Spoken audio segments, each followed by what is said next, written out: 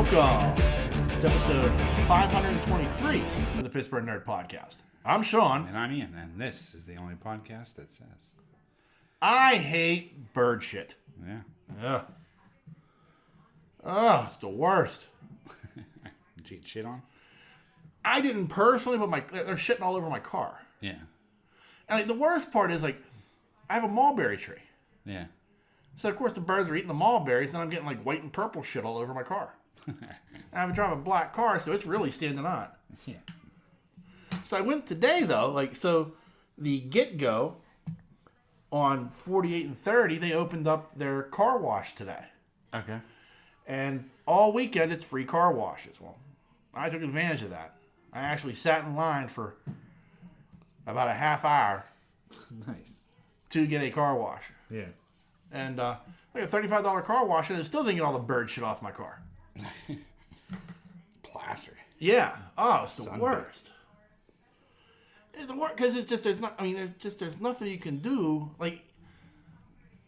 I guess I could park out in front, but I don't want to park out in front. Right. I don't like parking out in front. I like parking in the back. I don't know why. It's just less likely to have an accident. My biggest fear, when I had to park in the front at any time, was always something's going to hit my car. Yeah.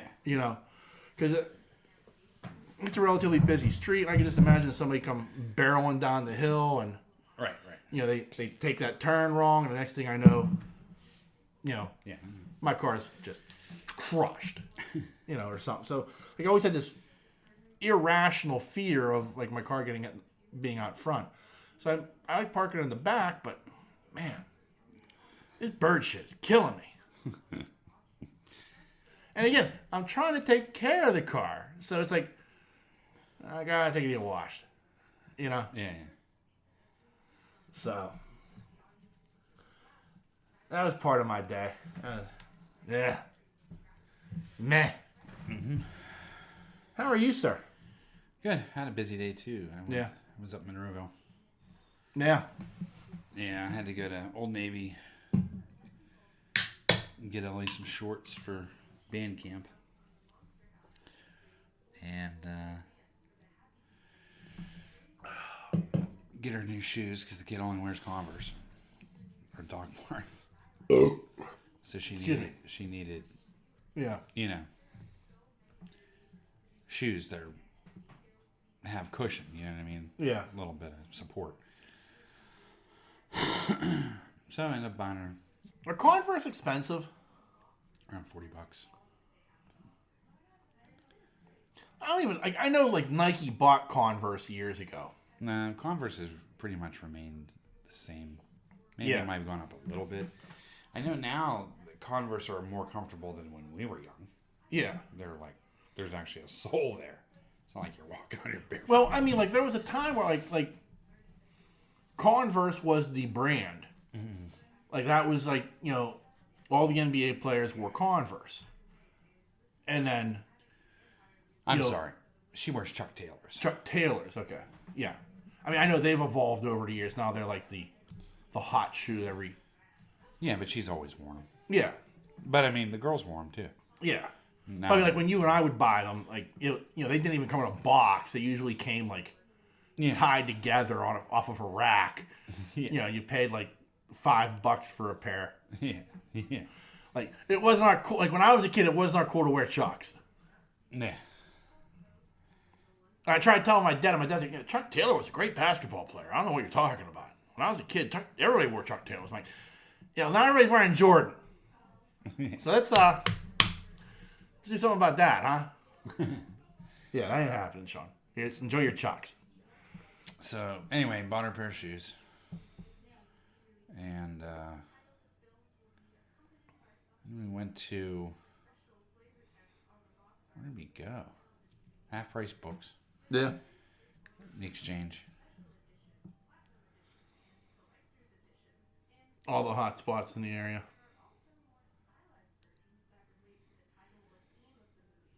Yeah. Yeah. Sorry. No. You're thinking. Makes for great podcast. I know. And we did some estate sales today, and it was horrible. Yeah. I mean, I didn't hit a good estate sale till I got up on Washington. It was the Glassport estate sales. Yeah. And I kind of got excited because looks like they were unloading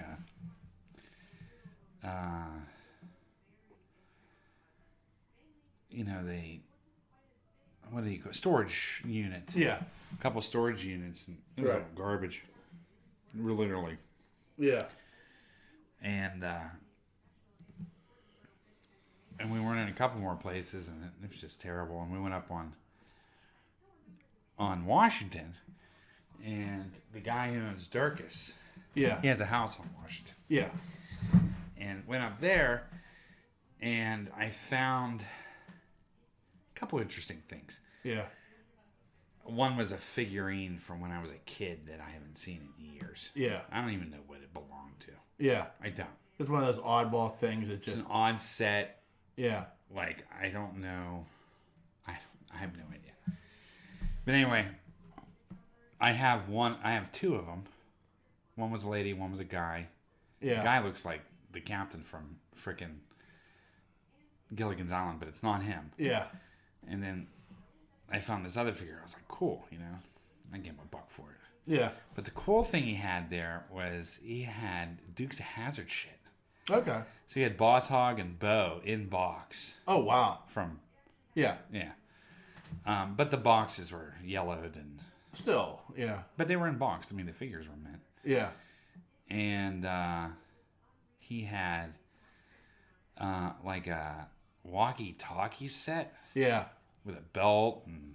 Yeah, I can see that, a gun. Yeah. I don't know. Little Confederate flags on them. Yeah. Yeah. And they had that. And then they had the, General Lee? Yes. Yeah. And then they also had a sheet set. Yeah, I can see that, yeah. Yeah. So they were selling, and I was like, "Why are you asking for all this?" And he was like, "Some woman is going to come up here with $150." I was like, "Oh, that's a pretty good deal." Yeah. Yeah. I wasn't going to pay $150. No. But... Like, what size was that General Lee? Was it like a Matchbox car, or was it like a... It was like this big. So it was like for the action figures? Yeah, I think so. Yeah, okay. Yeah. It's kind of cool. That would be cool to have. Yeah, if I had a spare 150. Yeah. No, I get that. Like, I'm not saying you should have dumped the money. Yeah. But, like... But I've never seen it before either. Like, I remember it. Yeah. Like, from when we were kids, like, I remember... Like, because... Like, I had Kit, and that came with a Michael Knight figure. Like, there was nothing else with that, because there was, like, nothing else to do. Like, you would have thought they would have given me, like, another version of just say his car, and then, like, give me fucking Goliath. Like, there was shit you could have done with this. Like, I got, like, it's, like, completely used this Michael Knight figure that was too big for anything, and this, like, I wish I still had the Kit, because, like, the car was, like, pretty cool. Yeah. But, like, I remember there was a General Lee that was about the same size as that I thought was kind of, like, I would have thought, like you had to, like, the roof, you had to take the roof off, or the roof lifted up, and then you could put the figures in. Oh, yeah? Yeah, if I recall correctly. I didn't fuck with it. Yeah. So, yeah, I mean, that was a cool one. Yeah. And then, we headed out to Monroe after that. But yeah, it was cool. And then, no offense to the guy, because I think he was trying to make a buck, but we went into... There was one place in Glassport we went to. And this guy had a huge yard for this house. Anyway, he had a shit ton of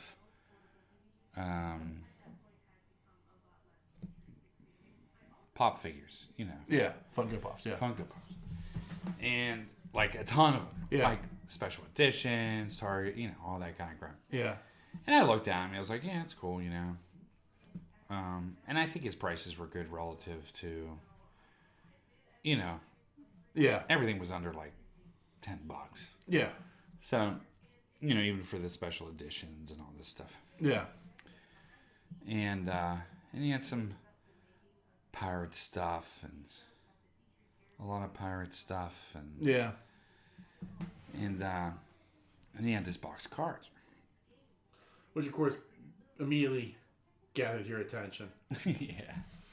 It was 2 boxes. Yeah. I was like, I see you got some cards there. You know? Yeah. And I was like, those are nice cards, you know? Yeah. And he was like, yeah, there's like 40 McGuires in there. I was like, yeah, unfortunately, McGuires really aren't worth that much money. And he had a lot of Don Russ, like 1990 Don Russ that are absolutely garbage cards. Yeah. They're worth like not even a cent a piece. Yeah. I mean, they're worthless. And there's a couple that are worth money, but like Frank Thomas, Griffey, you know, stuff like that. Yeah. Out of like 800 cards, you have like 5 one cards that worth like $3. Yeah. It's horrible. Yeah. These are horrible sets. I call that the fall. I call that was one of the falls of cards was those Don Russ sets. Yeah. Oh yeah. Because even a complete set is only worth like $5. Yeah. And so anyway, you know, there's all these cards, and they weren't like in a box like that. They were like in a Tupperware style container. And I'm looking at them. I was like, there are some carded stuff in there that's interesting, and there was a couple of McGuires that were actually pretty nice. Yeah. But the cards that were not in plastic, yeah, there was a black mold on top. Oh. It was mold. I don't know if it was black mold. Yeah. You can tell that there was moisture. They had been exposed to moisture. Yeah. And he was like, and I didn't say anything at first. He was like, hey, you know, $50, you can have them all. I'm like, God, please. you're never going to sell that. I didn't say that. Yeah. I was like, yeah. The mold, I can't accept $50 for these. Yeah. You know what I mean? Yeah. Like, Hey, $50 ain't happening, sir. nah. Yeah. $50. I was like, yeah, they were in the garage. And I was like, yeah, well, you know. Yeah. Cards get exposed to water. They're useless. Yeah. You know, that's what I said. And I said, I'll pass on your, Yeah. you know, I'll pass on your cards. Yeah. And then I paid for something. I bought it. And then his kid was, do you want the change back? Yeah, I want the fucking change back. Yeah.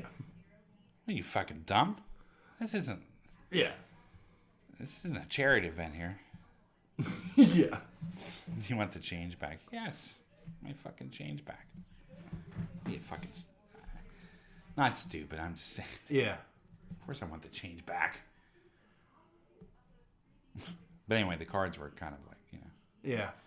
I was upset when I saw the black on the top of them. Just ruined. I just wanted to flip through them. Yeah.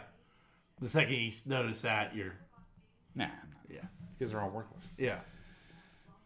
That's picked up. I mean, they picked that up.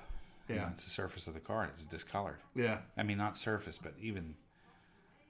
I'm sure the surfaces were just, you know. Yeah. But that side of the card, when they look at it, yeah, when anybody looks at it, they're going, this is black. Yeah. Or this is dirty. Or... Yeah. So, yeah, that was unfortunate. So, yeah, that was about it. Last night I watched Creed. Did you? The third one? Yeah. How was that for you? I like the fighting sequences. Yeah. It was a good story, but unless I just missed it, it had some holes that Yeah. I couldn't regroup. Right. Do you know what I mean? Yeah. There was a couple of holes in there that I was like, all right. You know what I mean? Yeah. What's his name was amazing. The guy who played Kang. Yeah. He was Yeah. fantastic. And so was, what's his name? Michael B. Jordan. Yeah, he was good. But I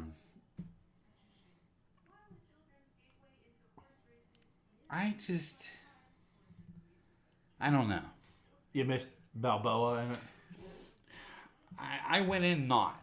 Yeah. Like, I want this to be a standalone movie without Balboa. Right.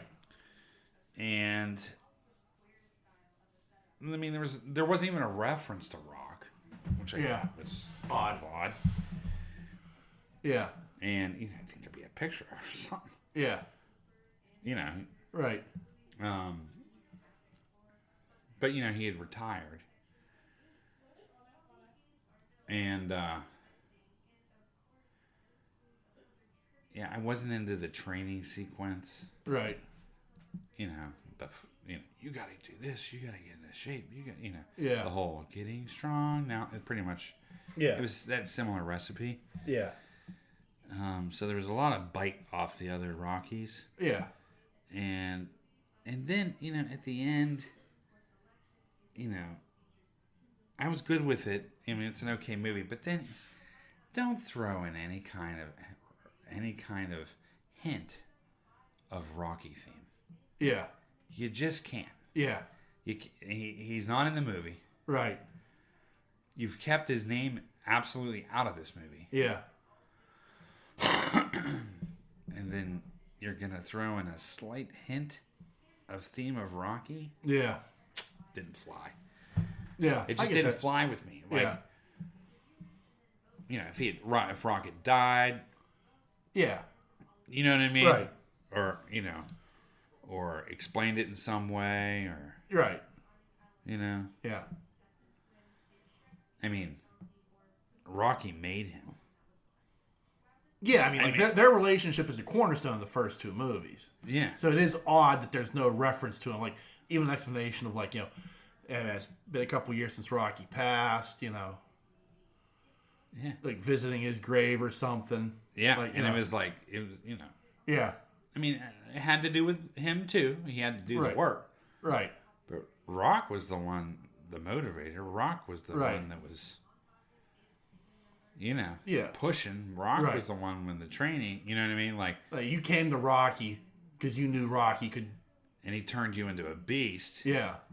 You know what I mean? And then, I don't know. So, yeah.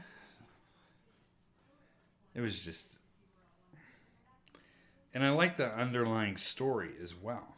Right. I did. I appreciated it. Like, I got where they were coming from. Right. I just couldn't. Like, all the ingredients were there, but somehow they just didn't come together. Yeah, it just didn't work. Yeah.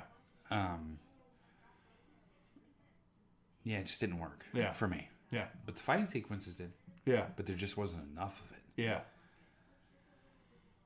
And then they went and I'm just gonna say it. Do you remember that cool ass sequence from, I think it was 3? Was it 3? When he's like, get up. No, Mickey loves you. It wasn't 3. It was that black and white scene where Rocky's going down like this. Yeah. Yeah, I think that was And the blood on his face. And that was Rocky 3. was it Rocky 3? Yeah, because that's Mickey's dying. Clubber Lang just beats the shit out of him, and he's going down. Yeah. And as Mickey's dying, Mickey loves you. You know. Yeah. And he doesn't even he runs right to the back, and Mickey's dead. Yeah. But it was a black and white scene. Yeah. Where it was just him and screaming and it was horrific almost, but it was very artistic. Yeah. They kind of tried to do that in this. Yeah. With it was like the first 3 rounds. I was like, that's cool. Yeah. And then they did this sequence, and all of a sudden it was round 11. Yeah. Yeah. Right. So the beautiful thing about Rocky movies is there's that build up, and when they fly through rounds, they show boxing footage in those 6 rounds. Yeah. Like you're seeing punches are being thrown. There's the ring girl, and you're. Yeah. Like slow motion, spit flying. Yes. Yeah, exactly. they do the whole thing. They've done it very well in those movies. Yeah. In this, there was just this blank scene, of them fighting. Yeah. I get it. It was a cool idea. Yeah. But you can't jump. Yeah. 7 rounds. Yeah. Yeah. Exactly. That wasn't 7 rounds worth of fighting. Yeah. Do you know what I mean? Right. The thing that held this movie together, I thought, was the fighting. Right. And then the main fight comes up, and they blank out 7 rounds. Yeah. I'm like, yippee. Yeah. You know what I mean? So it kind of left me Man, that's fucked up. Yeah, you lose the emotion of the fight. Correct, like because that was the build in those things. It was like that emotion that, you know, Rocky's tired. He's got an egg. He's bleeding. Oh yeah, like I mean, there's moments like, you know, Creed's huffing. Right, or like in Rocky 4, like, you know, you've got Creed's former manager. He's like, you know, yelling at him, and the other side you've got, you know, Drago's manager is like, you know, you put them away. It's like iron, you know, like, and like that whole thing, like it was like they always did those when it was a prolonged, like Rocky 3 doesn't have it because both fights only lasted, I think, 3 rounds. Rocky.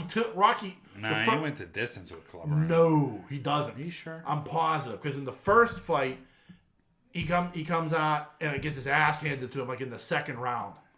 And I think in the third fight, it go a maximum of 5 rounds. Like it doesn't go the distance. Like he ends up beating the shit out of Clubber Lang because of the things Apollo taught him. Yeah. Like, you know, it's like one of those type of deals where, like, you know, at the end of it, Clubber Lang is overwhelmed by Rocky's heart. Also, he broke his ribs into fucking pieces. And he also didn't have the stamina to go more than 3 rounds. Okay. Like he can't. Because Rocky fucking destroyed his ribs where he couldn't breathe. That's how Rocky won that match. Yeah.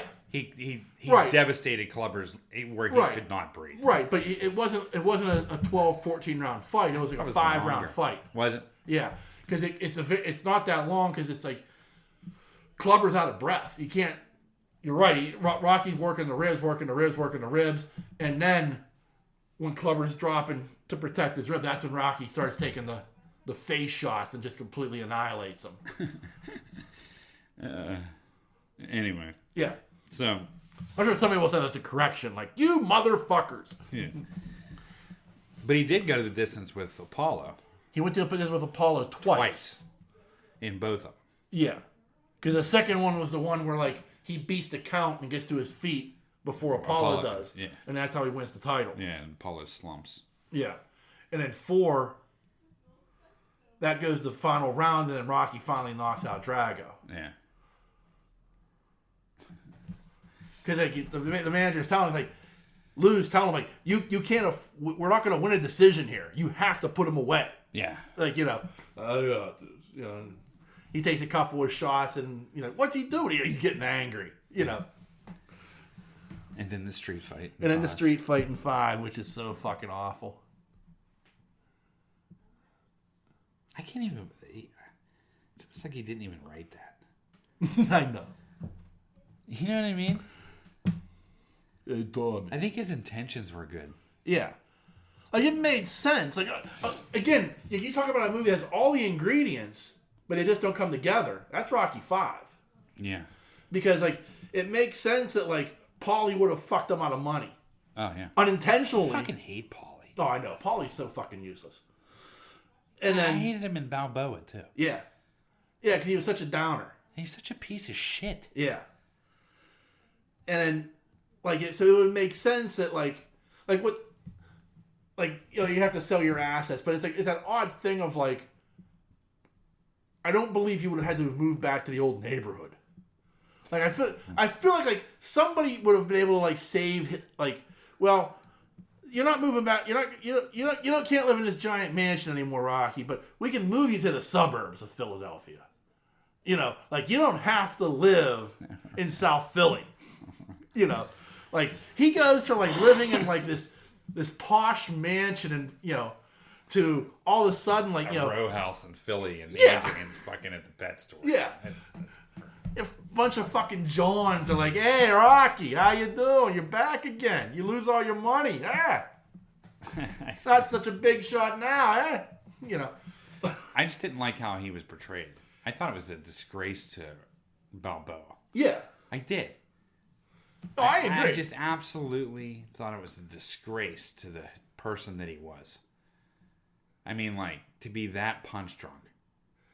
But like, yeah. But, like, it was also, like, that odd thing of, like, again, like, all the ingredients are there. Like, this guy would come from, like, Iowa. They'd be like, you know, I want you to teach me. I want, you know, it all makes sense. Like even like him leaving Rocky for the Don King promoter, like everything makes sense, but just for some reason it just doesn't fucking work. Like I watched that movie recently, like a couple of months ago. I rewatched Rocky 5 because it was on, and I was just like, "Fuck, this is bad." But I can see like where they were trying to go, like with what this was trying to do. Yeah, it just didn't work. Yeah, it just did not work. Yeah, and it was part of it, and I can't believe I'm saying this, but it was Stallone's acting as Rocky that just ruined it for me. Yeah, it was. I liked his acting in Balboa. Yeah, I did. Oh, I thought in Balboa, I thought that's Rock. Yeah, we should have just skipped 5. Yeah, and went right to this. Yeah, 5 doesn't exist. Balboa was amazing. Yeah. And I thought that's the way Rocky should have been portrayed. Yeah. You know, a champ telling stories, owning a restaurant. Yeah. Working it. Yeah. You know, getting up, buying product. You know what I mean? Like he cared about his restaurant. You know? Nice little Italian establishment, small seats, seating area, wasn't too big. Yeah. Yeah. Just enough to let him get by. Yeah. I love that they kept it too. Like, in the town. Like in Creed 1 and 2, like that's still there. Like he's still doing that. It's a bit. I mean, in Creed 2, like the whole thing between him and Drago in the restaurant. Yeah. No, that wasn't even the movie. That was a cutscene. Yeah. Yeah. I mean, that, but the restaurant was still there. Like, I mean, that's like cool. Like when Creed comes in, he comes in to the restaurant. Like, yeah, no, there's a third fight. Like, who told you that? Yeah, so it's a nice little touch that, like, even when they did those movies, they kept that touch in. Right. You know. Yeah, I liked it. I liked the Balboa stuff. Yeah. I just he encaptured. You know. So I get Rocky. Right. You know, when they were cheering for him at the end. Yeah. And he was just like, yeah, I'll see you later. Yeah. I love you all. So here's the thing. Like, I guess here's the interesting The only thing question. was missing was Rocky. Yeah. Yeah. So I guess here's the question this begs then. Do we like Creed 1 and Creed 2 because of Rocky? Or do we like Creed 1 and Creed 2 because of the story that it tells? Because you're talking about the Creed 3 and it doesn't have Rocky in it and it's falling flat as compared to 1 and 2, which do have Rocky in it. Right, it's because it's people love Rocky, man. I understand that. Like, I'm just intrigued by that. Like that thought process of like, is this falling flat because it doesn't have Stallone and the franchise doesn't have legs without him? Yeah. Or is it just, man, you just missed the mark? Yeah. Well, I think his lack of involvement had something to do with it. You know? Right. Like, I just, the thing that I wonder is, like, because it is, like, we love the first 2 Creed movies, and, you know, Stallone's a big part of that, and it's a continuation of Rocky's story. Rocky's the guy that we love. Yeah. You know, but then here's Creed 3, no Stallone at all, and the story doesn't have the legs that we hoped it had. Yeah. Yeah. Yeah. Anyway, so I watched Creed. I finished FUBAR. Yeah, what'd you think of that? Great series. Wasn't it? I loved it. Yeah. It was fantastic. Yeah. It was so much fun. Yeah. Like, it really was. It was fun to watch. Yeah, and a lot of action. Yeah. You know. Yeah, it was good. Yeah, I mean, this isn't phenomenal TV. This isn't groundbreaking TV, but it's fun to watch. Oh, sure. You know, and it's like, you know, 8 episodes of Schwarzenegger being Schwarzenegger. Arnold even had a sex scene. Yeah. Weird, right? Yeah, it was. That was very weird. Yeah, it was weird. Yeah. I can't believe it supported all our weight. Yeah. It's just weird. Yeah. And then she got up, and then, like, they showed the back of his head, and you know he was zipping himself. I was like, it's weird. It was very awkward. It was. It was so weird. That was the only... I mean, not that was the only... I mean, it was good. Yeah. It was funny. It had a lot of action. There was a couple tongue-in-cheek moments, but it wasn't overbearing. Yeah. Like, the get to the chopper thing was funny. Yeah. I loved when he was like, I'm going to put him in my pocket. When he was talking about Danny DeVito. Yeah. I fucking loved it. Yeah. The Oh, twins, that was tremendous. The twins reference was Yeah. phenomenal. Yeah. It was great. But yeah, I liked the characters. I kind of got into those characters. Yeah. And Like the entire team I liked. Yeah, and it was funny because you really didn't have to like. They did a little backstory on them, but you really didn't need much of one. No. And what they did was like perfect. Yeah. You didn't dedicate a whole episode. Yeah. To I these agree. characters. You know what I mean? Yeah. Like because they're agents. So, I mean, like you Yeah. don't know their background anyway. Right. You know, and then it comes out a little bit. Yeah, like you learned that like the one girl, like, you know, she was Arnold's partner for a while, and Yeah. you know, the other guys in the honey pot. Like there was a lot of interesting stuff there that really made it work. Yeah. And so the technology was cool they were using. Yeah. Yeah, I thought it was really good. Yeah. The whole wedding scene was phenomenal. Oh yeah. Like the way it ended. Yeah. Opened up for. Oh yeah, for Yeah. sure. Yeah, I liked it a lot. The whole family. Yeah. Yeah, it was good. It was very good. I enjoyed the hell out of it. Yeah. It was great. So, yeah. I like the bad guy. Yeah. Yeah, he was very good. Yeah. So, yeah, man, no complaints about that show. Good. Whatsoever. I Good. thought it was great. I'm glad you enjoyed it. Yeah. I figured you would. Well, I lost 3 hours of my life last night. 3+ hours. Would you watch Meet Joe Black? No, I watched Avatar Oh. 2, The Way of Water. Why? Pure curiosity. Like it's on Disney Plus. Like I might as well watch it. You know what I mean? Like, and I'm gonna say this. I want to be very fair. Like,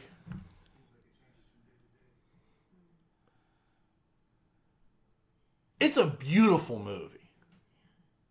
Okay, it's gorgeous. I'm sure if I would have paid money to see it on a big screen, if I would have seen it in IMAX and IMAX 3D, it would have been stunning. Okay? Like, from that standpoint, from a technical standpoint, it is abso-fucking-lutely amazing. Hands down.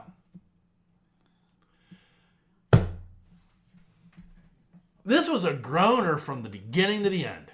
Really? Because there's so much bullshit. I'm going to spoil this, if you don't mind. Yeah. There is so much bullshit in this movie. It is ridiculous. Like, for starters,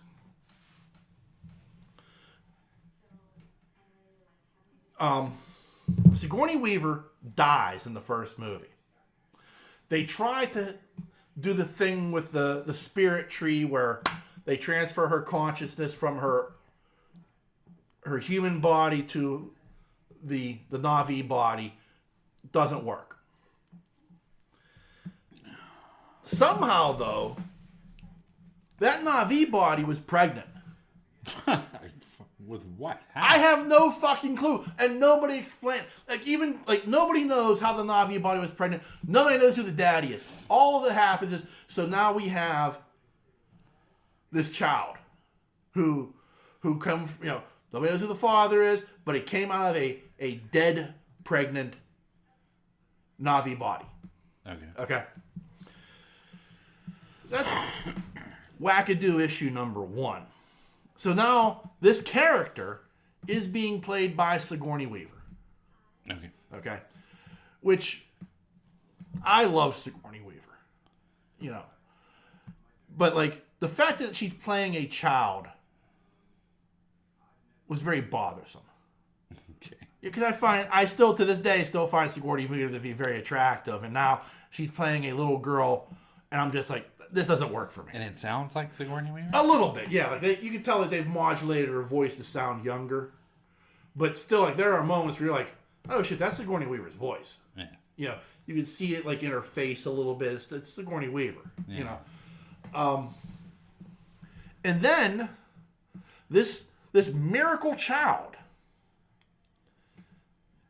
is like, she is one with the planet. Oh God. And has mystical powers that nobody's ever seen before. Like at one point, like she falls asleep in a field, and like the grass is waving like it's a heartbeat coming from her. And then later on, when she's with the sea people, she's manipulating the fish with her hand, and she like all sorts of wackadoo shit. You're just like, what the fuck is this? Right. This makes no fucking sense. Uh-huh. But, okay. That's wackadoo issue number 1. Wackadoo issue number 2 is they bring back Stephen Lang. They apparently they had the technology to take his memories and save them, and then they created a Na'vi body that they put those memories into. Okay. He's like, so this is like before you died, so you don't know how you died. Well, he figures that out pretty quickly. But still, like really? Like you, and then, like, so they come back. Like, the humans come back to Pandora. And it's like, okay, why? Well, you get 2 reasons in this movie. One, Earth is apparently dying, and the governments want to change Pandora into the new Earth. Okay.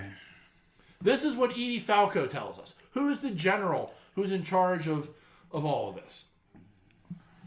But we also learn from the sea people, because Jake Sully and his family have to flee the forest because he's being hunted by Stephen Lang and his group. Like their mission is to kill Jake Sully because he's leading the resistance against Earth's forces. Okay. So Jake Sully decides, well, we need to leave. We need to go someplace where they'll never find us. So they travel all the way to the sea people. And the sea people are like, you're forest people. Get the fuck out of here. But eventually they agree to take him in. And of course, like the entire time, like, so for the first hour of this fucking movie is just setting all of this shit up. And then the next hour and a half of the movie is watching the Sully family adapt to being with the sea people. Right. And it's like, oh my God. And in all of this, you learn that there are these whales. I'm not quite sure what they're called. I can't remember. But there's these whale creatures who are apparently sentient. Like they're not like whales. Like we assume like our whales, like they're semi-intelligent. Like these are sentient beings. They're just whales. Yeah. Okay. They have like a spirit family with the sea people. They like there's all this like they plug into each other. They share their story. They have a language. Like they talk to each other. Like there's all sorts of crazy shit that goes on with these whales. Clearly they are said. The marine biologist tells us, explains it. They're probably smarter than we are. Mm-hmm. And they're sentient. They have their own language. They have all this shit. They're tattooed. They have fucking tattoos on them. But yet, of course, there's an evil whaler, and all they're doing is this entire operation, everything that's taking place is because there's this fluid in their brain. It's like 5 ounces of fluid, like a 2-liter bottle of Pepsi filled with this fluid that completely stops aging. Okay. He's like, this one container is worth $80 million. This is why we're here. Well, no, I thought Earth was dying. Yeah. Not this shit. Yeah. The Earth was dying. But who would allow, so if this marine biologist, and it's, a known fact, these creatures are clearly sentient beings. Why are we hunting them? Who would allow that? Right. It wouldn't be allowed. Right. At all. Right. But yet here we are. Yeah. Well, yeah. But I mean, it's that thing of none of this is making it. Like, it makes sense, but it doesn't because you're giving me conflicting information. It's either are we hunting, are we here for this shit, or are we here for the unobtainium from the original movie, or is it because Earth is dying and we need a new place to live? Yeah. And this is perfect. When it really isn't, because you have to wear a fucking mask to go outside. You're dead in 10 minutes. Yeah. You know, huh? So, like, at the end of the movie, like, of course, there's like one whale's an outcast, because the whales decided many years ago that violence, like, they fought each other. They had wars against each other. And they decided that this was not the way to be, so they outlawed violence amongst themselves. Vulcan. Okay. Yeah, very, very Vulcan. But yet, this one whale, trying to stop whalers, committed violence, and now he's an outcast. So, of course, the outcast makes Goes friends. to Jake Sully. No, the outcast makes friends with one of Jake Sully's kids. Oh, of course. Of course. So, now, the final showdown is set up, all because Jake Sully's kid broke the rules and went out to tell his outcast friend that the whalers are coming for him. You know, you need to leave because the whalers are coming. And, of course, there's the whalers. Yeah. And so now all hell breaks loose. Now, this battle is fantastic to watch. Okay? Amazing to watch. You know, again, extraordinarily well done. Like, Cameron and his team deserve a pat on the back because the shit that they pulled off in this was fantastic to see.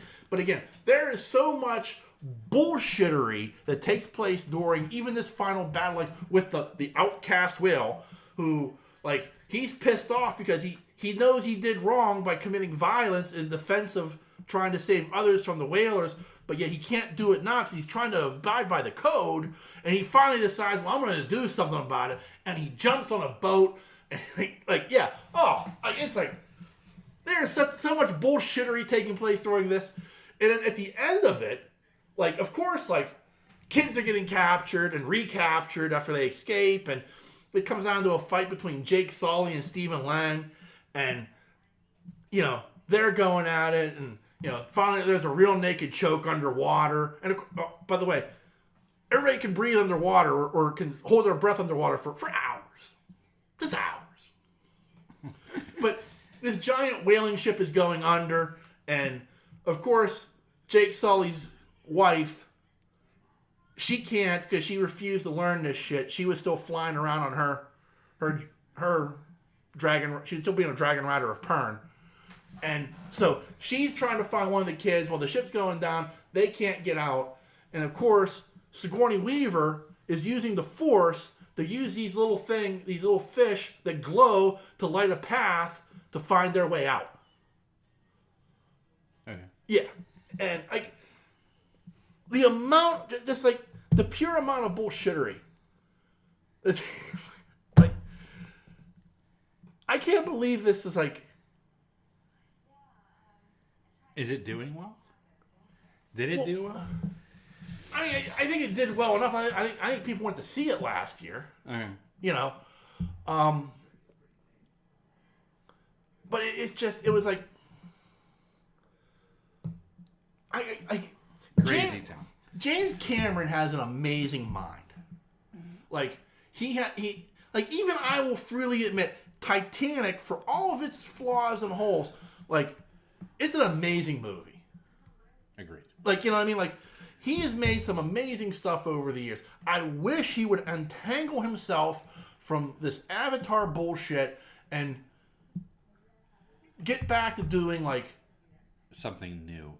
And original and exciting. Yeah. Like, you know, like, I'm just so frustrated, like, with, like, you wasted all of this time and money on this horse shit. Yeah. I agree. You know what I mean? And it's like, ugh.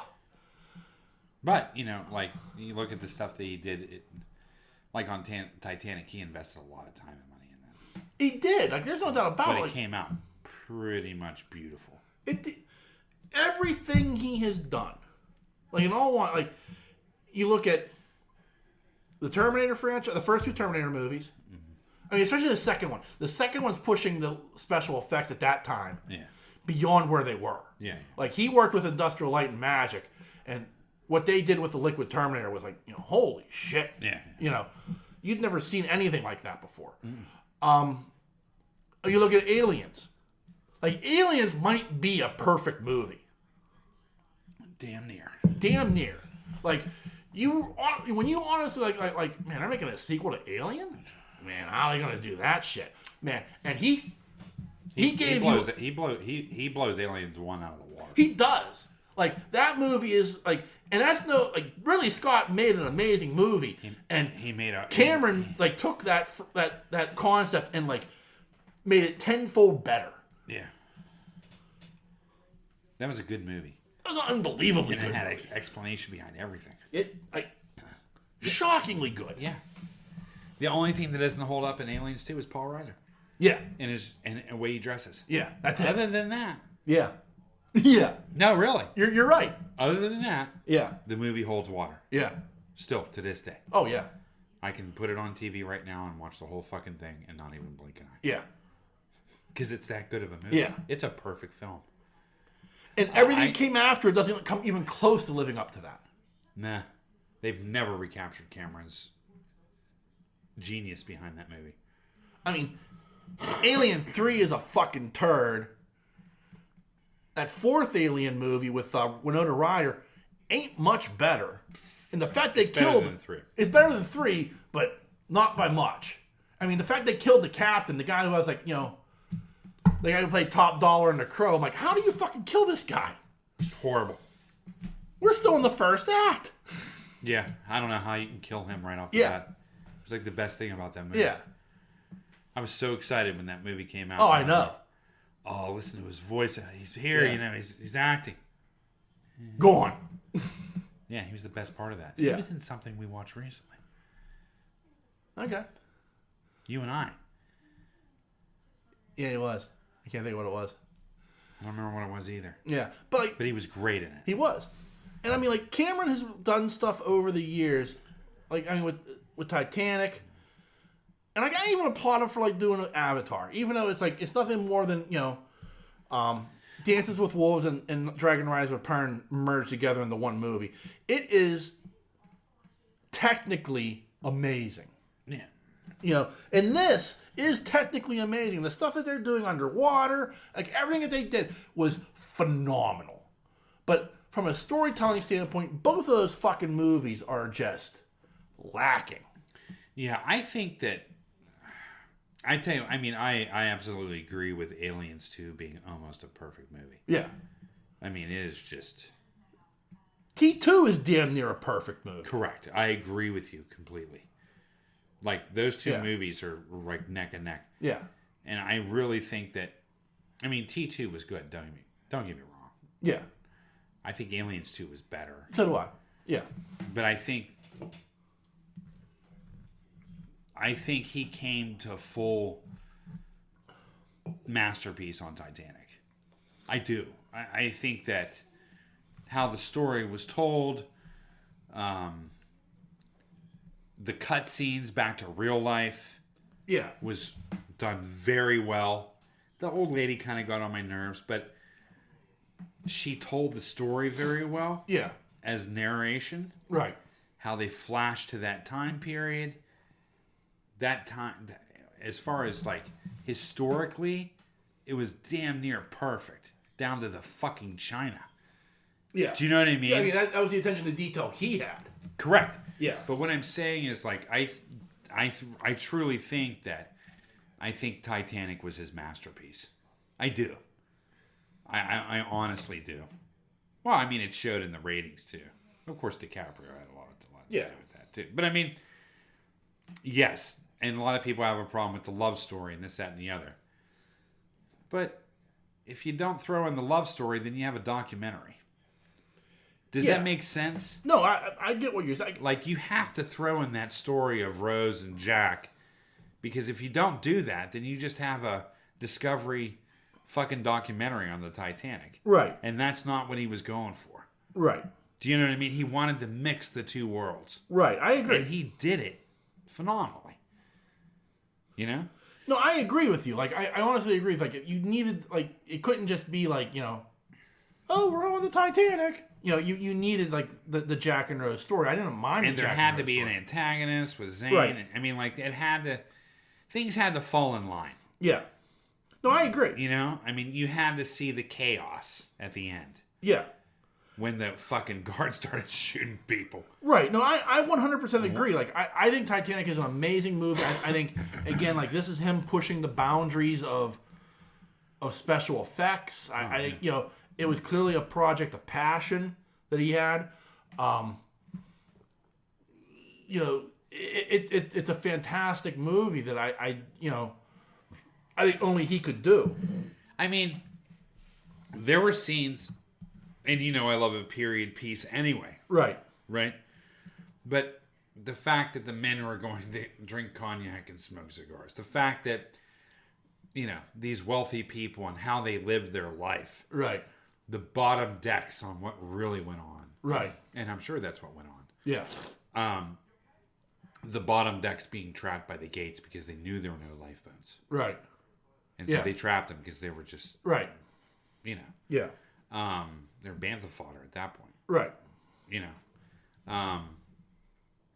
The fact that they showed that fucking scene where there's the shuffleboard court and the wood decking and almost New Orleans style, the balconies and shit, the rooms, how the rooms looked, how dinner was.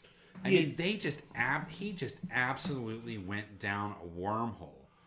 The attention to detail that he put into Titanic is the same attention to detail that Peter Jackson put in The Lord of the Rings. Correct. But I mean, it was like down to the napkin holder. I mean, it was fucking crazy. The only difference between that attention to detail is Cameron is pulling from something from real life. He's looking at photographs. He's looking at what's been recovered. He's looking at all this stuff about that boat and taking that and, like, even down to the blueprints. Correct. And but he also had other boats to compare to as well. Right.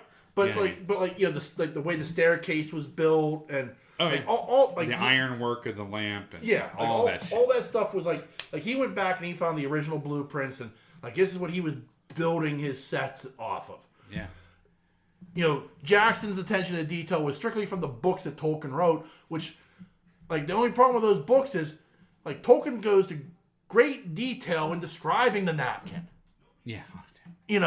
Like Tolkien goes into great detail describing the plates, the cups, that's the problem with reading those books. It's just like, fuck, I don't need to know what this shit looks like. Right. But that's the attention to detail that Tolkien took, and so Peter Jackson was taking it. So like, you're looking at that going, fuck, he pulled that straight from the book. Yeah. You know what I mean? Like that's exactly how Tolkien describes it. Yeah. So that's the attention to detail. It's just the difference is at least James Cameron had something realistic he could take from. Right. Like photographs and blueprints and actual artifacts and say, okay, well this is look at this. We need to make sure we have this and shit like that. And that's why it's the masterpiece of Lord of the Rings. Right. Yeah. You know what I mean?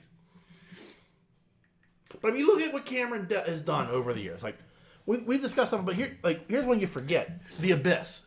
Oh, great movie. It's a phenomenal movie. That was Ed Harris. Ed Harris, yeah. That was a great film. It is. It is so good. And then in '94, True Lies. Yeah, great movie. That may be Schwarzenegger's best movie. Agreed. Like, I mean, I'm not disparaging anything else Arnold's done, but, I mean, that's an amazing movie. Yeah, True Lies is... Well, I honestly think that True Lies let you see his acting chops a little bit. Right. Let him... Does that make sense? Yeah. Like, it went beyond Sarah Connor. And it went beyond... I don't know. It went beyond the Arnold that we knew, like Commando. or Conan, or Predator. Or even Predator's a pretty fucking good movie. It is. It's a pretty fucking good movie. But like he's, yeah. But like he's definitely much. But he didn't act much in it. No, I mean like but like in True Lies, it's like definitely like. He's his husband who thinks his wife is gonna cheat on him. Yeah, it's good. Like, I mean, and like everything that happens, like after, it's a very well done movie, and like, and Schwarzenegger's very good in it. But like, that's the imagination of James Cameron. Yeah. And like, and that genre has become a thing. Like we've talked about it. Like, it's a take on True Lies. We said that we said that about FUBAR. We said that about the one movie with Chris Evans and the Arms a few weeks ago. Yeah. Like, it's like a take on this, and it's like. Shit, like that's a whole genre that he fucking created. Yeah. True Lies was a good movie. Yeah. Go ahead, keep going. And Titanic is 97. He starts doing some documentaries with Expedition Bismarck, Ghost of the Abyss, Aliens of the Deep, where he's in his water phase, and in 2009 is Avatar. And like, really nothing else from as a director until Avatar: The Way of Water. Yeah. So I mean, that's like 13 fucking years. Yep. Like the only guy who's gone that long between directing gigs is George Lucas. Right. You know what I mean? Right. So. It's funny. You look at Lucas too, I don't know. Genius in a sense. I think George Lucas is better as a producer than he is as a director. Maybe even as a writer, to a certain extent. I mean, look at... I mean, he wrote and directed the Indiana Jones movies.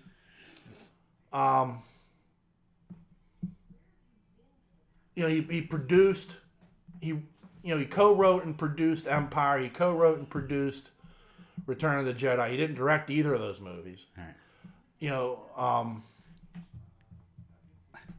It's the name of the fucking movie. I love it. Ron Howard. American Graffiti. Yeah. Well, he directed that though. He didn't write it? He wrote, direct, and directed it. That's what I mean. Yeah. Like that was a good movie. Well, yeah. I mean, and that was clearly like him going back to his childhood. Sure. Going back to his teenage years. But they produced a good movie out of it. Yeah. Oh, absolutely. It's not Oscar winning. No. It's a good film. But like, so it's like. It's no Outsiders. No. I fucking hate the Outsiders. But but like Lucas was like that guy who like. Tom Cruise is his tooth. Yeah. He's interesting in like George Lucas is interesting in the fact that like he's done more from a production standpoint, like. The evolution of ILM, the evolution of Lucas film, the evolution of Skywalker sound. Yeah. Like, that's the stuff that, like, I don't look at George Lucas as a great director. Yeah. But I think he is a great manager. And sees the future. I mean, the Pixar system was created by ILM. Yeah. And they sold it to Disney, or they sold it off. Because they're like, we're not really doing animation. I know. Yeah. So there's a couple $1 million. We're gonna use that. We're gonna put that into something else. Yeah. Like that's the amazing thing about George Lucas, and like James Cameron, in many ways, kind of followed in those footsteps. Right. Like with like Lighthouse Films and his own production company and his own special effects house, like. That's all done in-house. Like the Avatar movies were all done in-house. That wasn't like ILM. Yeah. That was his people. Like much like with Peter Jackson, and like he has his own people, his own special effects house that does all of his shit. Yeah. I don't know what happened in the third movie, but first two special effects were great. Yeah. So. That's all I'm saying. Yeah. But I mean, they literally put a pig head on an orc. Yeah. Anyway, going back. So. It's must have fired the main guy or something. But like to me, like Cameron is as a writer and a director, and like even as a producer, like he produced Not Akira. Alita Battle Angel. Yeah. Which I think is a great movie. Yeah. I know there are some out there who, like, you're an idiot. I think it's a great movie. Nah, you enjoyed the hell out of it. He produced Strange Days, which is like one of my all-time favorite like hidden gems of movies because it's a James Camron produced movie, and I think he may have co-wrote part of the script. But it is a phenomenal film. If you kind of go back and rewatch that, it is like, oh shit, that's good. Yeah. I mean, it's dated because it's supposed to take place in, December 30th, 1999. Yeah. But it's still a really, really good movie. Yeah. Like he's produced other things. So like I look at James Cameron, I wish he'd get out of this. I don't know what he's like got himself so sunk into this franchise for. Because to me, this franchise is a losing. Like at some point, like you make a ton of money because like people are like, oh yeah, Avatar, I remember that. That was amazing. I remember that movie going experience. Like the average person forgets it wasn't that good of a movie, but they just remember like the experience at the theater, and they go back and they watch this, and it's like this was like 3.5 hours of like I started watching this at 10:30, and like I didn't finish it, and like I took one 5-10 minute break. I didn't finish this till almost 1:30. Huh. Yeah, it was just a complete trudge. Yeah. Huh.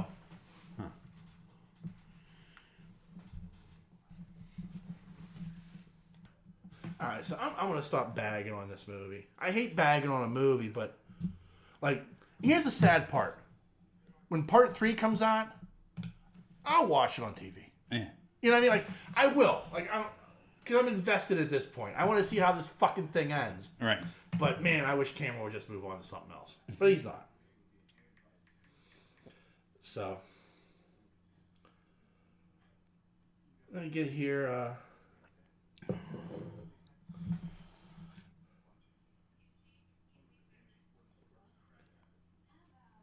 Something I found interesting. All right. So, during award season, like for like the Oscars and that type of stuff. Uh-huh. Jessica Chastain was at these shows, and she was wearing a mask, like like we did back in 2020. Yeah. And people thought, including like famous people, that she was trying to make some sort of political statement or something.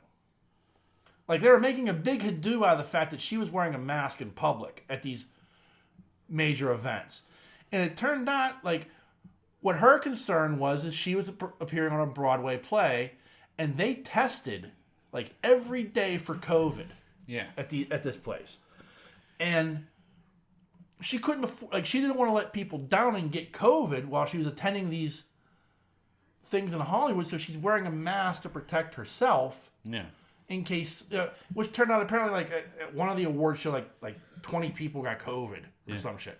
Like so she's like protecting herself, and like people were, and she's telling like this is why I did it. It's a pretty responsible reason. I wanted to protect myself in these large gatherings, and because I didn't want to miss a day of doing this play. Right. And I just found it amazing that there was like a backlash about this. Like, I get it. At this point, I don't want to say we beat COVID, but it's not that big of a deal as it was 3 years ago. Mm. But at the same time, like, to me, I still see people who do wear masks. Sure. Like, I go to Giant Eagle, and it never fails. There is somebody in Giant Eagle who has a mask on. My family still wears masks. Your family still wears masks. Like, it doesn't bother me at all. Like, it's just, like, to me, it's just become a part of our culture now. Right. Like in Japan, Go to Tokyo. Yeah, they've been doing that for years. You know, so I just found it odd that people were just like, "Oh, Jessica Chastain wearing a mask. What kind of political statement is she making?" Well, she wasn't. She was just trying to protect herself. Yeah. Our culture is so sensitive that everybody thinks we're making a political statement. Yeah. I can wear a banana hat. Yeah. Out in public. Yeah. And if I was famous, yeah, then I would be making some kind of political statement. Yeah. No, really. I agree. Like, I mean, it's just it's that odd thing of like I would think at this point we would be desensitized to people wearing masks. No, we're still against it. Yeah, like it amazes me. Like you've made a decision. Like I made a decision. Right. Like I've chosen to not wear a mask. Right. Now, if I'm sick, if I like got a cough. Now I didn't get sick this winter. But if I got a bad cough and I gotta go out, I'll wear a mask now. Yeah. Like I've made that decision because I don't know what I've got, and more importantly, I don't want to pass it on to somebody else. Right. So I would wear a mask if I had to go grocery shopping or something. Yeah. Like I've made that decision, but like right now, since I am not sick, you know, I go without a mask. Right. You know what I mean?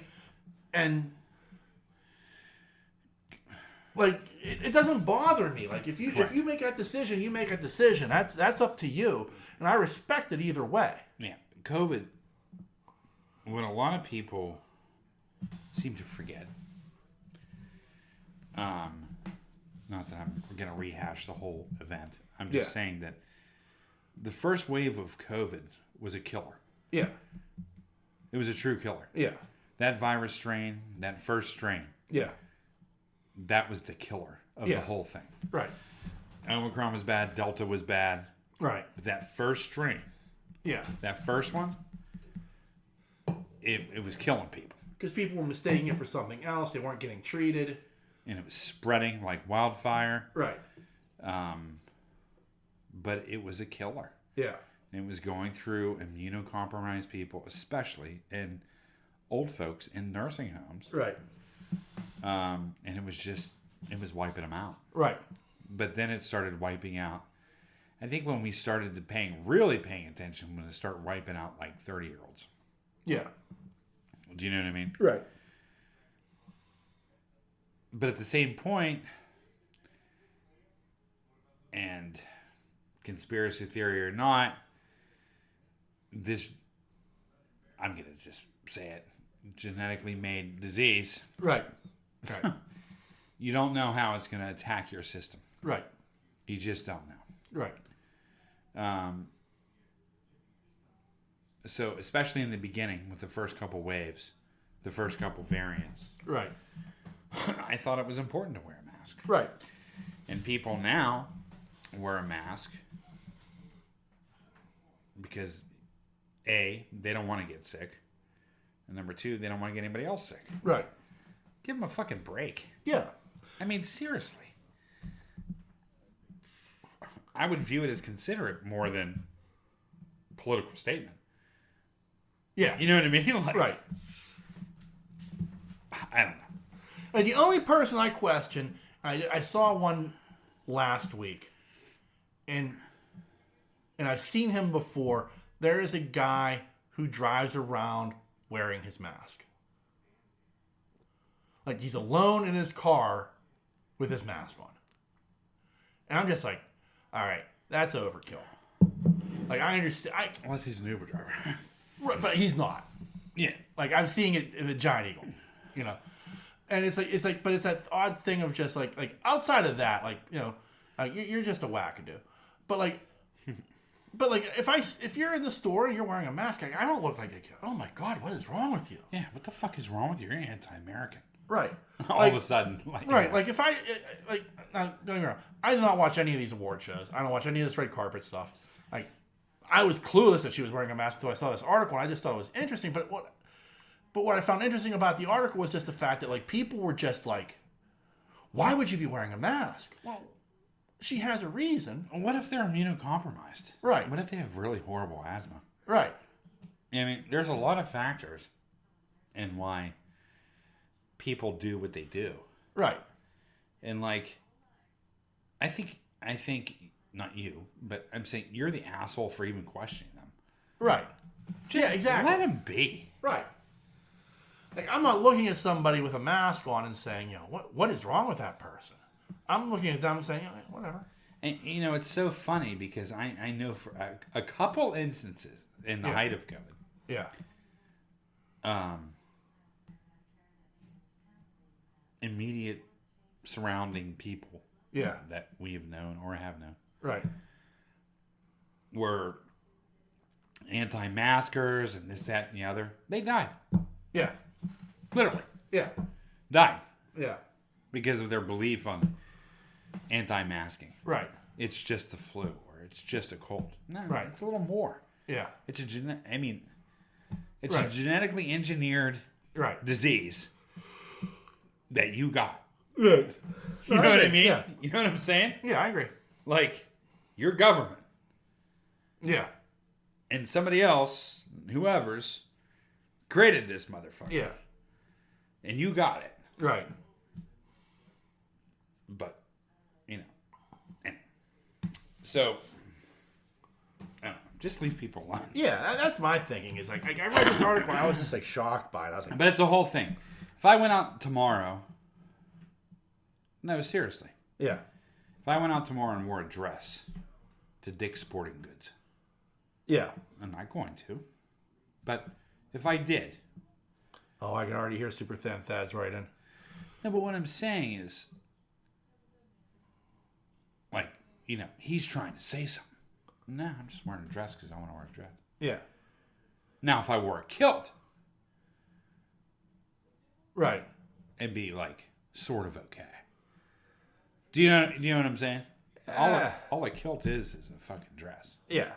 And I'm Scottish. Right. So, yeah. I could say that. But what I'm saying is, like, but it just, this world has become so ready to strike. Yeah. At anything. Right. My kid has a mohawk right now. Yeah. She's gonna put that shit up here in a couple days. Yeah. It's laying down now, but she's gonna fucking put it up probably the next show she goes to. Yeah. She's trying to make a statement. She's an anarchist. Yeah. You know my kid. Yeah. Better than anybody. She loves mohawks. Yeah. A little bit of an anarchist. A little bit. But what I'm saying is, Right. like, she can do whatever the fuck she wants to do. Right. You know what I mean? Right. Like, for me, wearing a dress to Dick's Sporting Goods. Right. I can do whatever the fuck I want to do. Right. You know? Yeah. Last week we went down to the Pride Festival in Bloomfield. Yeah. I didn't go to the main one. Right. I was working, I think. But we went to the one in Bloomfield. I wore rainbow socks. Yeah. Knee highs. Yeah. Just to show my support. Right. You know what I mean? Does that make me a bad person? I shouldn't have to feel bad for whatever I decide to do. Right. I agree. As long as I'm not hurting anybody else, who the fuck cares? Right. Maybe I'm getting old. Maybe we're getting old. Well, I think it's just that odd thing of like, I mean, get off the fucking grumble bus. You know what I mean? Like, what the fuck? I think the odd thing is Life is too short. I think like people like you and I are just like, I don't give a fuck. You know what I mean? Like, I think it's like our generation. I do think, like, oddly, the generation ahead of us and the generation behind us, the two generations behind us, they're the ones who are like, well, that's clearly a political statement. Right. And it's like, and meanwhile, like, we're like, whatever. Whatever. Yeah. You know what I'm saying? Yeah. If you would have saw me on the porch and I had my rainbow socks on, you were like, did you go somewhere? Nice socks. Yeah. I would have been like, thanks. Yeah. I probably wouldn't even have said anything. That's the funny thing. Right. Like, I really wouldn't have. I would have been like, I wouldn't have said, like, he's wearing rainbow socks. I guess it was laundry day. Yeah, exactly. That's how we are. Yeah. But I think more people need to be like that. Yeah. Who the fuck cares? Yeah. Girl doesn't shave her armpits. Who the fuck cares? Yeah. How does it affect your life? No. How are you tragically distraught for days because you just saw a woman who didn't shave her pits? Yeah. France has been doing it for years. Years. Yeah. Centuries. Yeah. You know what I mean? It's just... It's odd the things like we... Like, not we, but like people do pick to like... What the fuck is up with that? And what are you trying to say? When many times you're not trying to say anything. Just living your life, dude. Yeah. You know? I don't get it. I mean, that's just who I am. Yeah. You know? And my kids are the way they are. So, I mean, like, whatever they decide to do, I support them 175%. You know? As long as it doesn't hurt anybody else. Yeah. And as long as they're showing a form of self-expression. Right. Without being, you know, degrading to anybody else. Right. I mean, completely support it. You know, it's...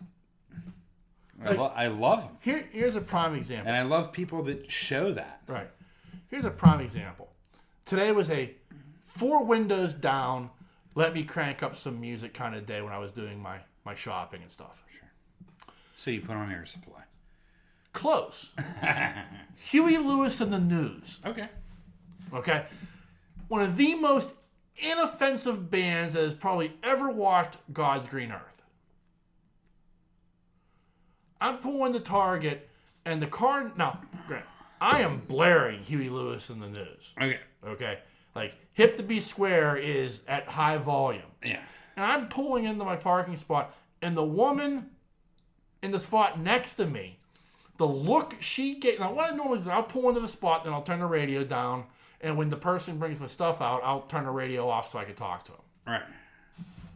As I'm pulling in, jamming the Huey Lewis and the News, the woman in the car next to me, you would have thought I was playing music about shooting children. Okay. Like, the look she gave me was like her level of effect. Like I was standing on the top of my car waving a Confederate flag, reading the Articles of Confederacy. Okay. Like it was just absolute disgust with me. Mm-hmm. And I'm just like, huh? Mm-hmm. It's Huey Lewis in the fucking News. Right. You know? You're right. It's not like I pulled up here listening to Wasp. Even better. Yeah. You know, I wasn't listening to Slayer. Lamb of God. You know, like, there's some shit you could listen to where I can see where you get that look.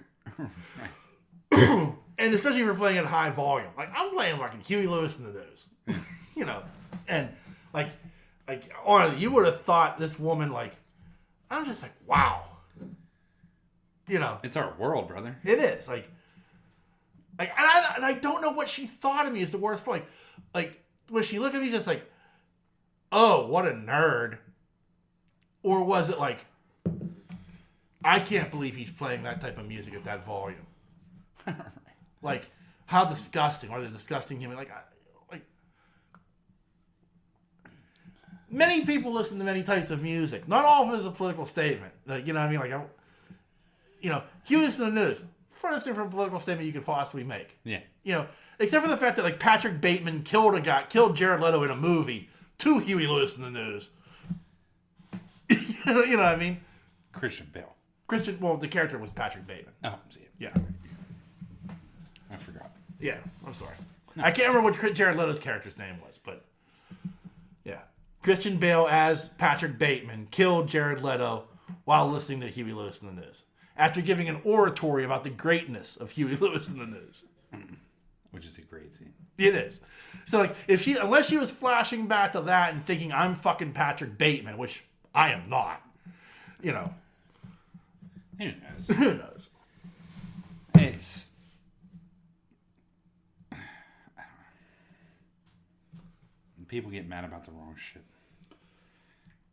Speaking of getting mad about the wrong shit. They completely do, dude.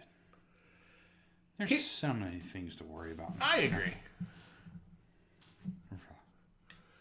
I had this. I wanted to talk about this last week, but we didn't get a chance to, so I want to talk about it today real quick.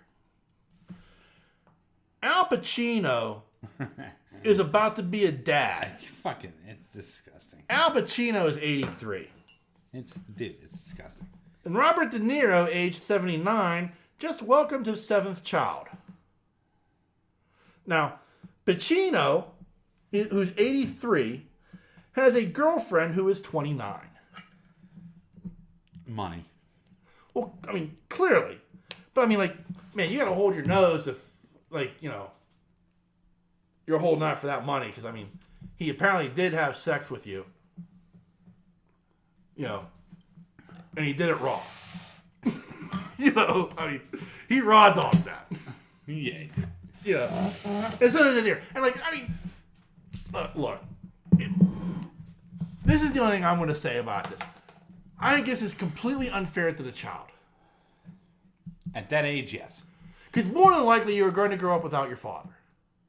Agree. At that age, I completely agree. Now, yeah. I'm okay with, of course, you know, years difference in marriage. Yeah. But that is extreme. That's an extreme difference. That's like 50 fucking years. In order for me to hit that mark, somebody had to be born today. Yeah.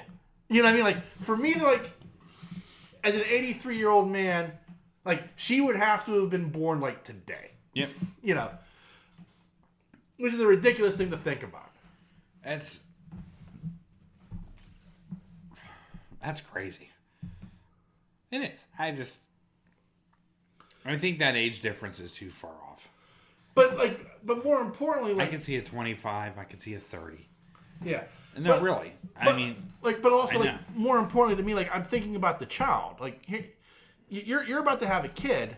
You're 83 years old. I mean, that kid's not going to get to know you. No. Like, even when it becomes, like, cognizant, like, in 10 years, you're going to be 93 years old if you're still alive. Yeah, you're not. Yeah, they're not going to know. De Niro, you know, you're 89 years old. Like, what are you thinking? Yeah. Oh, you know, all honesty, like, you know, the miracle of modern medicine, I'm sure, has something to do with this. Yeah. But at the same time, like in your head, like, I understand that there is a drive to reproduce. We've all had it. Like, in males, it's extremely strong in your teens and in your 20s. Yeah. Like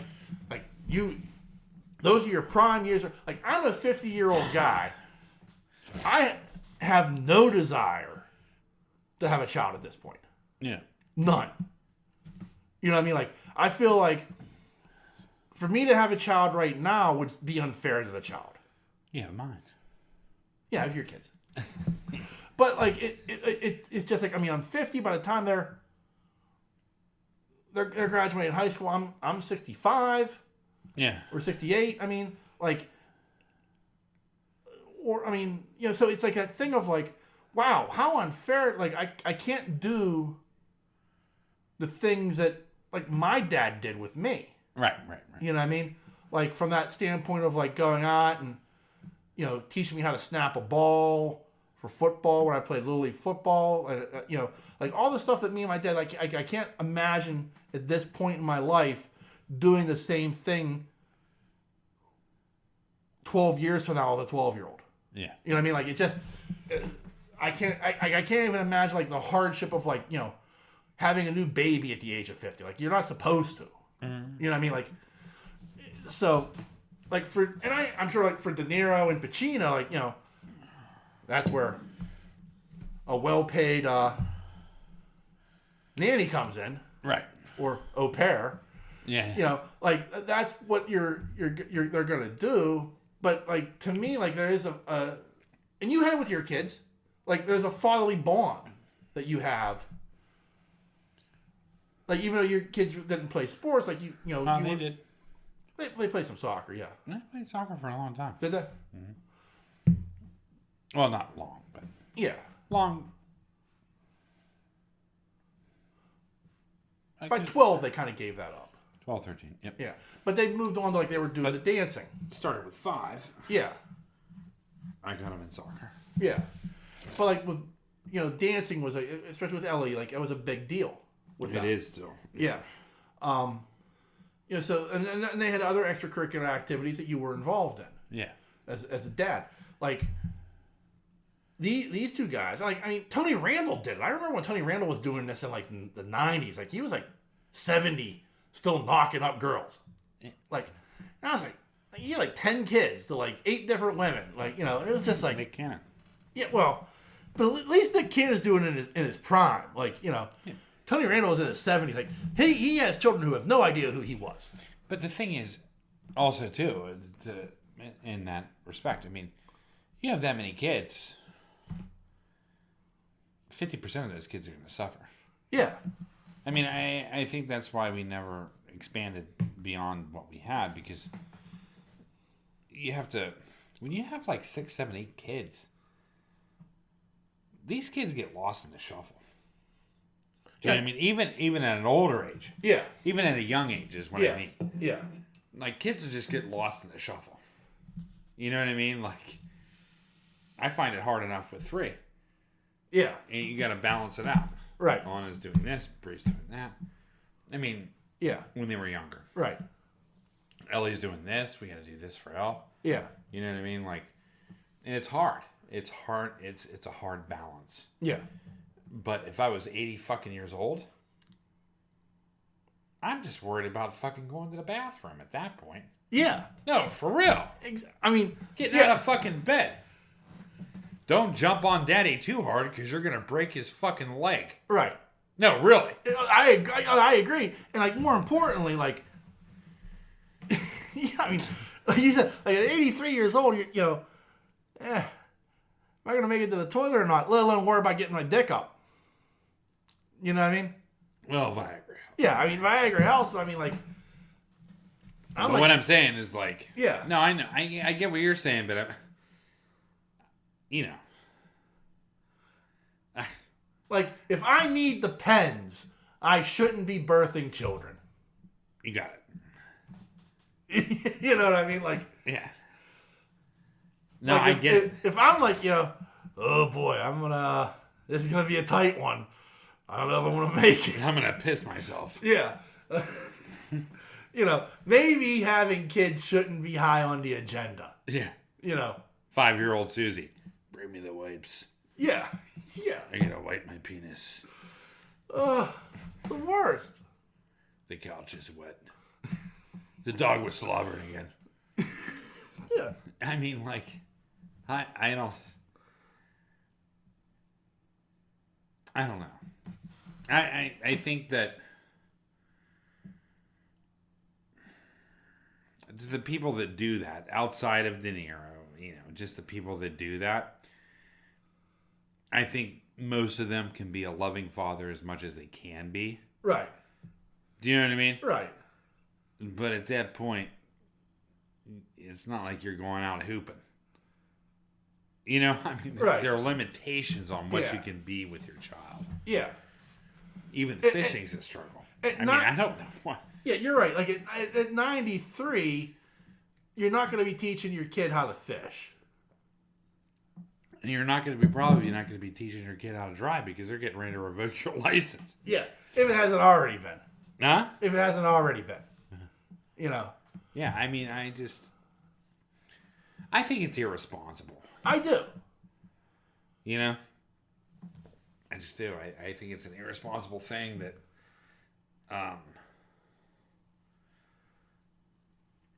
does he have the money? Yes. Yeah. But I just don't see the advantage. I don't know. An advantage. I don't know. But like, if you're De Niro, like, again, you have far more years behind you than you do in front of you. Yeah. Like, even if both of these guys live 10 more years, like how many more movies is De Niro making? Yeah. How many more movies is Pacino making? Like, your income is coming to an end as well. Right. It's really coming to an end. Yeah. And so, like, now, while I'm sure you have a generational wealth, that generational wealth is now being split between how many people?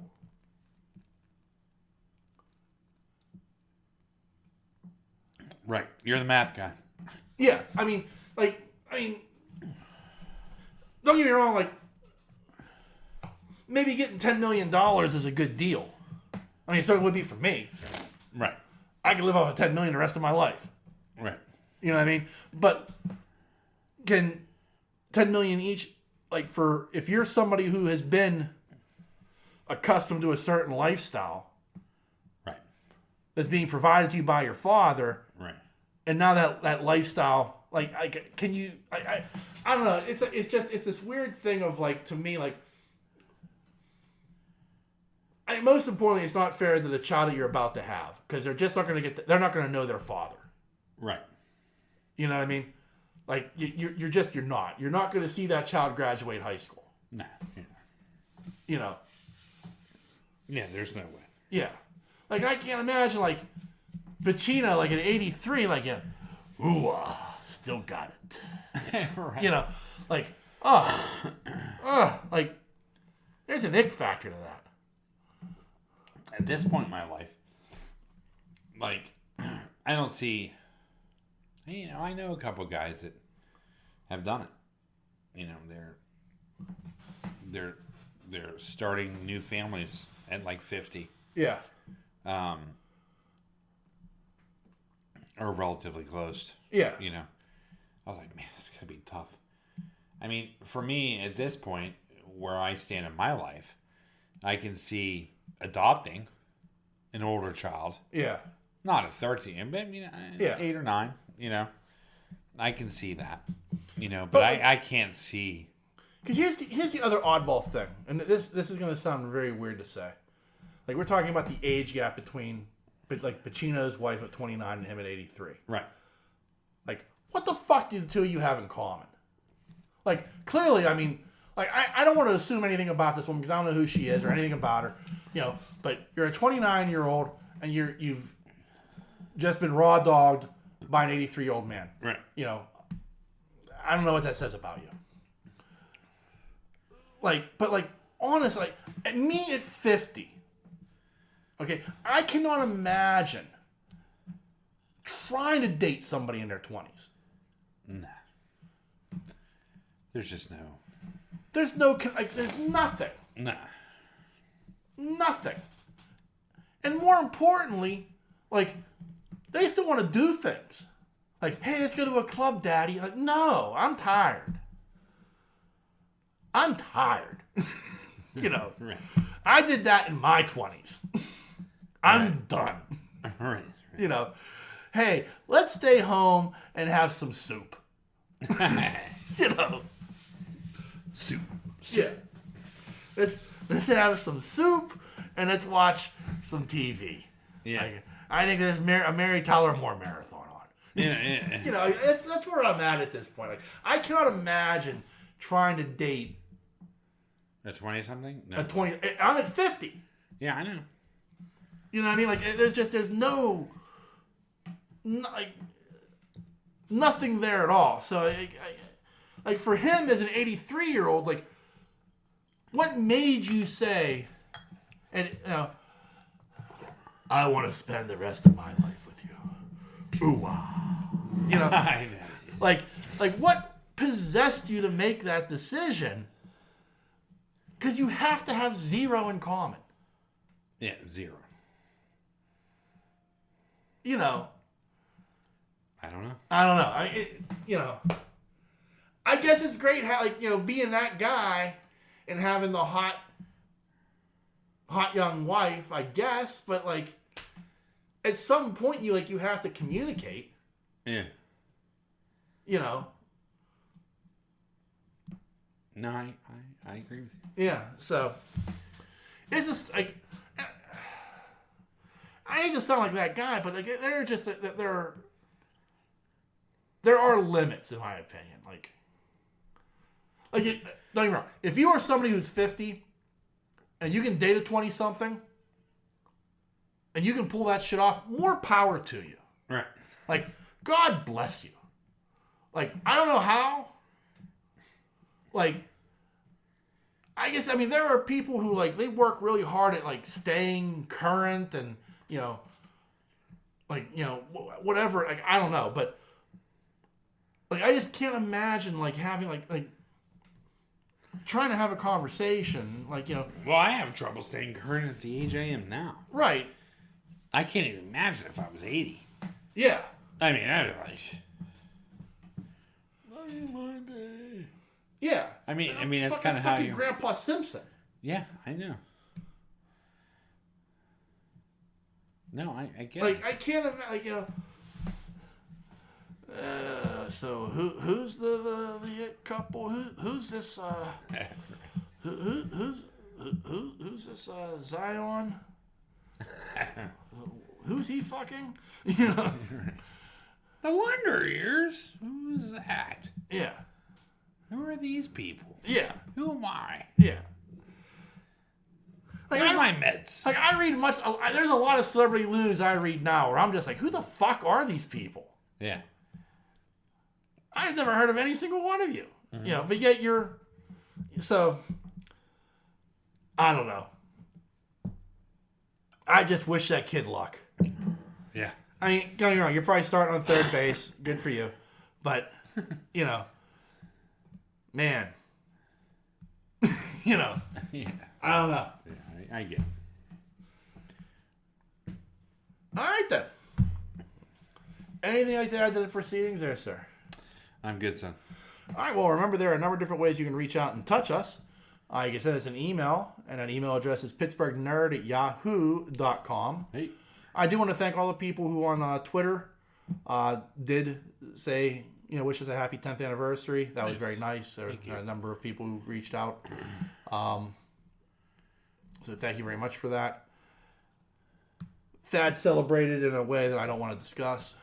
Yeah. But on social media, you can find us on Facebook, Twitter, and Mastodon. Just search Pittsburgh Nerd Podcast. We're very, very easy to find. You can send us that email. I think I mentioned at yahoo.com. And we are on a number of podcasting networks. You can find us on the Tangent Bound Network, the Weeby Geeks Network, and the Pod Breed Network.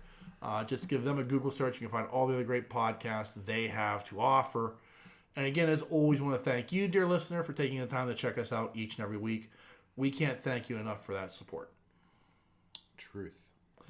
And on that note, the dreamer has awakened. Peace.